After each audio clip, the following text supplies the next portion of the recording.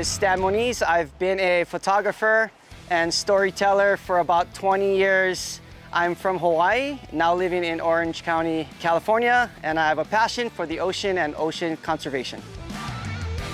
Growing up in the islands, I lived very close to the beach, and as soon as I could swim, I was in the water as much as I could. I did a lot of free diving with my friends, especially during the summertime when the waves were flat on the North Shore of Oahu. And I can remember countless times going to my favorite spots with those really cheap waterproof film disposable cameras. But we would always see the scuba divers down there, like all the time in the summertime. We would dive down and like swim alongside of them and kind of like tease them in a way, be like, look at us, like, you know, we can hold our breath. We don't need a tank on our back, you know, to breathe. So, I mean, we're just being kids and fooling around, but I think that is one of the reasons why, like, I never really got into scuba diving, and I never really realized how free it is breathe underwater for longer than 2 to 3 minutes. So fast forward many moons later, scuba diving now is like my favorite thing to do in the ocean. So my most memorable experience underwater was probably my 12th dive. I went to Cat Island in the Bahamas to dive with oceanic white-tip sharks. My 12th dive. You get on the boat 30 feet and then it goes 5,000 feet or even deeper. It's the abyss. That was probably one of the most amazing experiences and thrilling experiences I've ever had, because I almost didn't want it to happen. Because we're on the boat, everybody's like, "Dan, Stan, you're out here diving in oceanics, it's your 12th dive. You're kind of crazy, dude." Like, usually people will take like 100 dives and do that. And it was my first time diving with sharks. And I remember it's one of the biggest places in the world to see oceanic white-tip sharks in a big group. It was just mind-blowing. That's when I really knew that I loved scuba diving. And it was straight 5,000 feet, and these oceanic tips, white-tip sharks are giving me, we call them shark boops, where they boop the front of the lens. And I'm just like, everyone's looking at me because they know it's my first experience with a shark. And I'm just like loving life, going, oh my God, like boom, boom, like, you know, this videoing these sharks coming close. It was just so mind-blowing to me, like, and all the anxiety was gone. But being in the water with them and just understanding how mellow these creatures are. The more you understand and the more you dive with them, you know, you understand how crucial they are to the planet. And that was by far the most like thrilling dive of my life. As being a photographer, one of the biggest risks or like, you know, things to kind of overcome to figure out as a diver is your buoyancy. With a camera, it's a little bit different because it depends on your wetsuit, the weight of the camera. You don't want to be destructive to the reef, you know what I mean? Like, especially as a photographer, I had to overcome and learn how to better my neutral buoyancy, you know? And it's a funny thing because like now I have a logbook of like what wetsuit I use, you know, like what temperature of water I'm diving in. Like in cold water, I might have a 5 mil, but I go down with 10 pounds. So like, but in like, if I go dive in Fiji, I have a shorts and a jersey and I go down with 5 pounds, you know?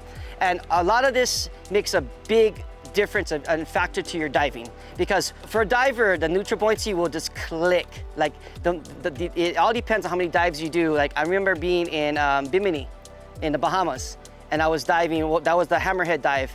I was down there, and I would, you know, mess with my BCD, inflate, deflate, just to work on my buoyancy. There was one dive, I just figured it out. And I'm like literally inches from the reef or the sand, floating without no air in my BCD because I figured it out.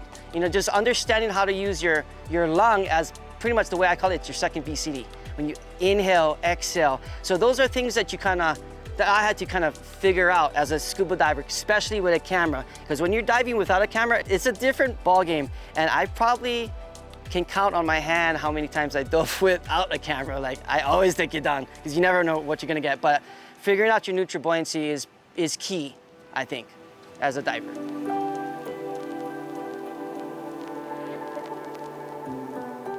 So I am a big fan of traveling light, and if anyone makes gear that is awesome and is travel friendly, I will purchase it. So right now I have a Scubapro BCD, a Lighthawk, and my regulator, which is made out of titanium. It's super light. It's a Scubapro S620 XTI. I love that regulator.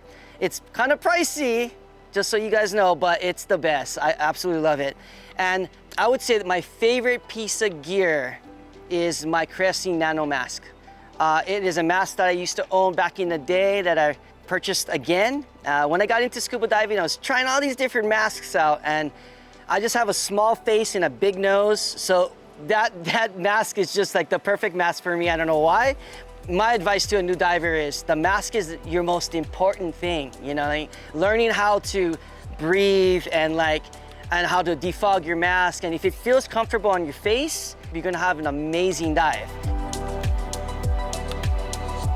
Scuba diving is just so captivating. It's such a different experience underwater than just holding your breath. Just being able to go down there and staying under the water with the marine life long enough that the marine life can get used to you, and they almost like, hey, this guy's just chilling out, you know? And there's local spots in California that even the sea lions know me now. I think they just know, like the mask, you know, the way the wetsuit is, the fins. It's so cool. Like time goes by so fast, actually. The more you dive, the more you understand how pollution is actually, you know, becoming a problem to the marine habitat. I just came back from a really cool opportunity to work with PADI Aware for the eye care event, the trash derby.